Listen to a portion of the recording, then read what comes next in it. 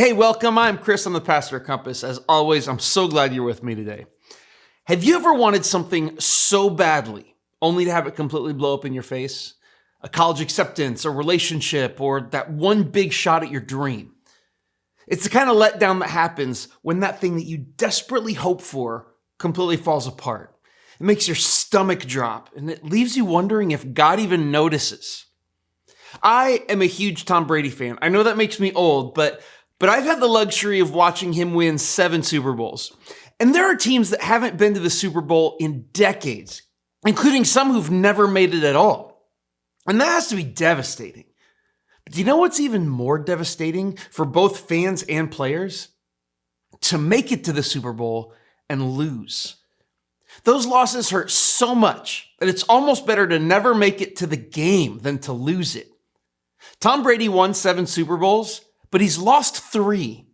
And you may think I'm spoiled because my team has won so much, but I bet I've watched my team lose more Super Bowls than you have. When you win, there's no better feeling, but when you lose, it wrecks you. By comparison, there are much bigger losses than the Super Bowl. When we don't get accepted into the school or grad program we needed to, or when we lose our job or get stuck in the endless cycle of poverty, or watch someone we love suffering with devastating and debilitating sickness. Times when we hope for the best, but instead get handed the worst. What do we do when that happens? And what do we do when we hope and pray for God to intervene, but he doesn't? When we aren't only facing a crisis in life, but a crisis of faith.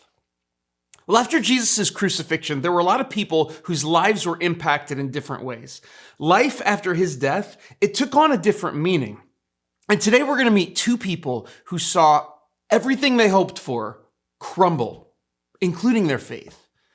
And I'll tell you in advance that this may be one of the most important under-the-radar stories in all the Gospels. And we're going to start 3 days after Jesus' death in Luke chapter 24, verse 13. It says, now that same day, 2 of them were going to a village called Emmaus, about 7 miles from Jerusalem. They were talking with each other about everything that had happened. As they talked and discussed these things with each other, Jesus himself came up and walked along with them, but they were kept from recognizing him. So we have these 2 travelers on the road, traveling from Jerusalem to a town called Emmaus. And they're talking about everything that had just happened in the city during the Passover festival. I mean, Jesus came in, he flipped tables in the temple. He confronted the priests to their faces, and he was shockingly arrested and executed by the Romans under pressure from the Jewish leaders. And these travelers are trying to make sense of all of this as they walk down the road.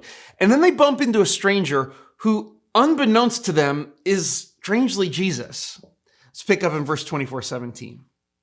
He asked them, what are you discussing together as you walk along? They stood still, their faces downcast.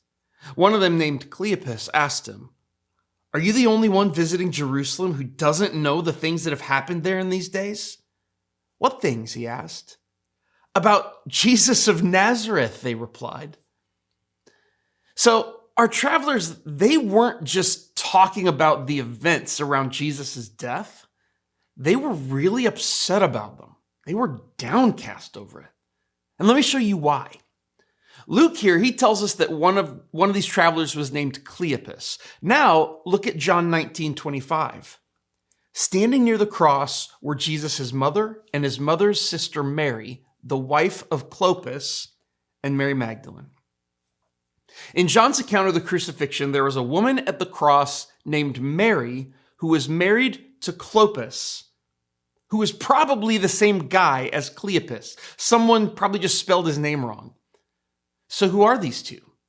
Well, if you connect the dots between Luke and John, it seems like they're Jesus' aunt and uncle. Think about that. They watched him grow up. They knew his laugh, his habits, his voice. Mary stood at the cross watching him die. It's no wonder they were devastated and drowning in heartbreak. And it's a weird detail, but for whatever reason, they couldn't see that Jesus was right in front of them. So they continue telling their story to a man that they think is a stranger in Luke 24, verse 19. They say he was a prophet, powerful in word and deed before God and all the people.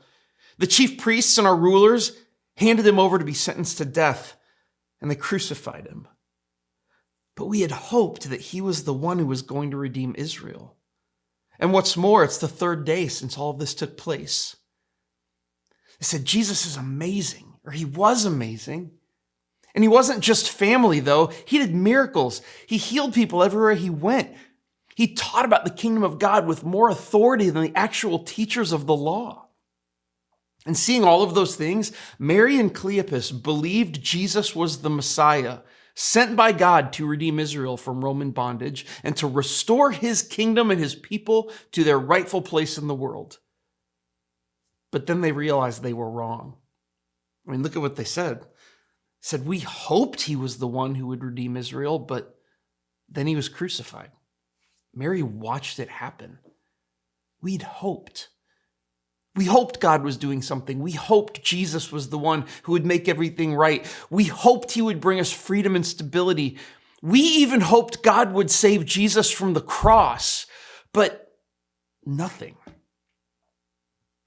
Before we move past this, I want you to really get it. Mary and Cleopas were Jesus's family. They'd probably seen him grow up. Their kids played with him. And then they put their faith in him, believing he was the Messiah.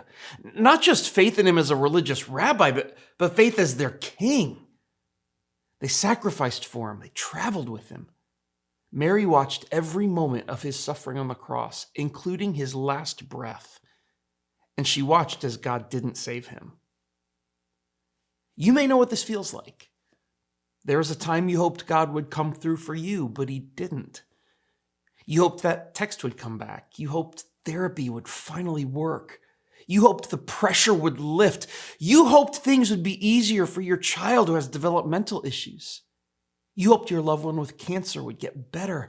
You prayed, you hoped, and nothing happened. Let's continue in Luke 24, verse 22. They said, in addition, some of our women amazed us. They went to the tomb early this morning, but didn't find his body. They came and told us that they'd seen a vision of angels who said he was alive. And then some of our companions went to the tomb and found it just as the women had said, but they didn't see Jesus.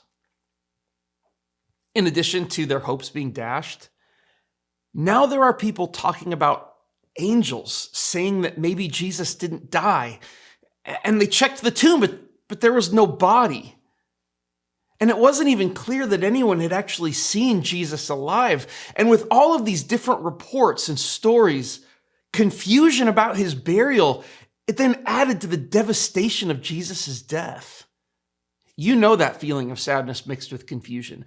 It's like the morning after your team loses the Super Bowl, or the morning after your candidate for president loses the election, when everything feels hopeless and nothing makes sense. That is this. After they tell their story, Jesus, who they thought was a stranger, he replied in Luke 24:25. He said to them, how foolish you are, and how slow to believe all the prophets have spoken. Did not the Messiah have to suffer these things and then enter his glory? And beginning with Moses and all the prophets, he explained to them what was said in all the scriptures concerning himself. So we aren't going to hang out here on this little section because we're actually going to take this and talk about it next week. But the stranger, who again we know is Jesus, he began to explain out of the Jewish scriptures why everything that had happened was part of God's plan. Let's continue in verse 28. As they approached the village to which they were going, Jesus continued on as if he were going further. But they urged him strongly, stay with us, for it's nearly evening. The day's almost over. And so he went in to stay with them. When he was at the table with them, he took bread, gave thanks, broke it, and began to give it to them. And then their eyes were opened, and they recognized him. And he disappeared from their sight. This is so weird, but just like that, they recognized Jesus. After traveling with him all day, inviting him to stay with them, sharing a meal, Mary and Cleopas realize it had been Jesus all along. I can't help but imagine how weird it was when he revealed who he was. Like, did he do like a peekaboo and then his face was different? Or did he tell an inside joke that only they would have known? It's a strange detail, I'll admit. But it was clear to Mary and Cleopas that Jesus, risen from the dead in a real body, had spent the day explaining to them exactly what God was doing in Jesus' death and resurrection. Now, as we reach the end of this story about the lost and found hope of Jesus' family and followers, there are two important takeaways that are relevant for us today.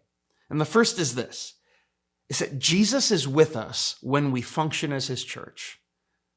One of the reasons this story is so shockingly important is because it's the first time after Jesus' resurrection that we see what the church looks like. Check this out. It starts with Mary and Cleopas talking about Jesus' death on the cross and trying to understand what it means. It follows with Jesus explaining the scriptures to help them understand what God is doing through his redemptive kingdom plan. And then Jesus putting his death and resurrection at the center of the whole story. And finally, Mary and Cleopas show hospitality to a stranger by inviting him into their home and sharing a meal. A meal that they didn't realize at the time was the first communion meal after Jesus' resurrection. Get this, the last thing Jesus said with his disciples before he died was lead them in the Lord's Supper. And the first thing Jesus did with some of his followers after his resurrection was to lead them in the Lord's Supper. They gathered together, they worked to understand scripture, they shared what they had with those who didn't, and they remembered the death of Jesus and his resurrection as they ate with each other. They did what the church does. And Jesus was with them the entire time. This should come as no surprise because look at what Jesus said in Matthew 18:20. For where 2 or 3 gather in my name, there am I with them. Jesus is with us in this when we function together as the church. But there's a second thing, an important thing. It's this. Jesus is with you even when you can't feel it, see it, or believe it. He's not just with us, he is with you. He is not just present in our church gatherings, he's with you personally. When you're walking down the road devastated because what you hoped for didn't happen, he's walking with you. You may not recognize him or even know he's there, but he is right there in the middle of it with you. When you feel lost, he's with you. When it feels like God didn't come through, he's with you. When everything you hoped for falls apart, he's with you. When your faith has been shattered and you don't know if you can even believe anymore, he's with you. You may not be able to see him, but he's walking right beside you, and he always will be. Matthew 28:20, Jesus said this. He said, and surely I am with you always to the very end of the age. You may know what it feels like to have your hopes crushed. You're 15 and you're battling intense depression and anxiety. You're 25, can't afford a home. You're 35 and your marriage is collapsing. You're 45 and your child is sick or struggling mentally, physically, developmentally. You're 55 and you feel completely alone. You feel like God's abandoned you and that your faith is hanging on by a thread, if you have any faith left at all. And if that's you, know this. Jesus is with you.